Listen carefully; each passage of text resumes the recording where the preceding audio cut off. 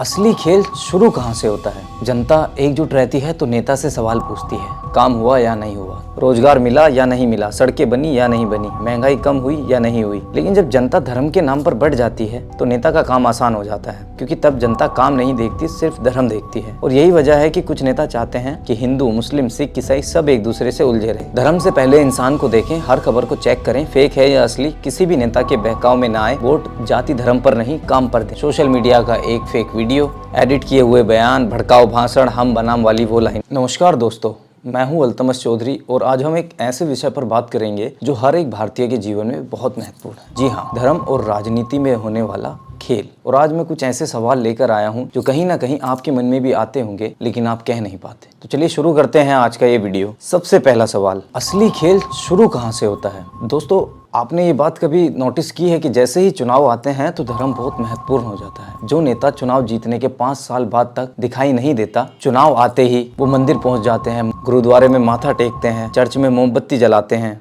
और हम सोचते हैं अरे वाह, बड़ा धार्मिक नेता है। लेकिन दोस्तों, असली सवाल ये है, क्या ये सच में धर्म के प्रति प्यार है या ये सिर्फ एक चुनावी ड्रामा?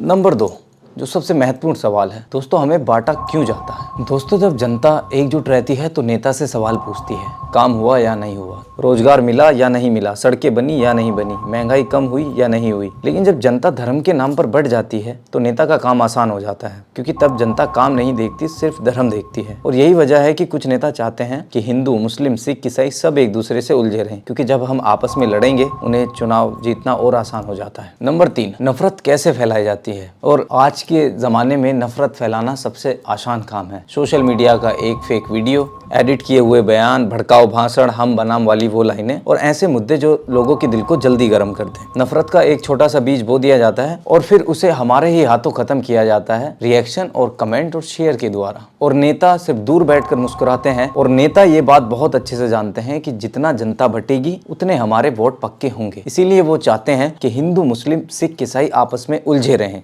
नंबर 4, असली मुद्दे क्यों पीछे रह जाते हैं?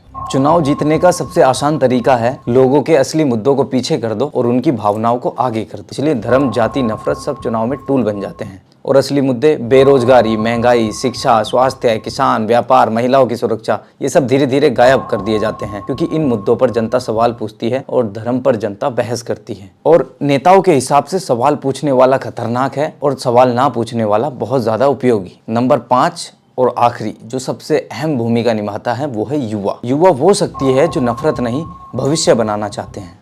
अब इसमें मैं बताऊंगा कि युवा क्या कर सकते हैं। सबसे पहले, धर्म से पहले इंसान को देखें, हर खबर को चेक करें, फेक है या असली। किसी भी नेता के बहकाव में ना आए। वोट जाति धर्म पर नहीं, काम पर दें। सवाल पूछने की ताकत बनाए रखें। अगर युवा बदल गए तो राजनीति भी बदल जाएगी। दोस्तों, याद रखिए, धर्म इंसान को अच्छा बनाने की सीख देता है और राजनीति हमें हमारे देश को अच्छा बनाने की सीख देती है। लेकिन जब राजनीति धर्म पर कब्जा कर लेती है तो ना तो देश अच्छा रहता है और ना वहाँ के लोग। नेता बदलते रहेंगे लेकिन देश हमेशा हमारा है। इसलिए अगर हम एकजुट रहेंगे तो हमें कोई नहीं बांट सकता। सोचिए, समझिए और जागिए।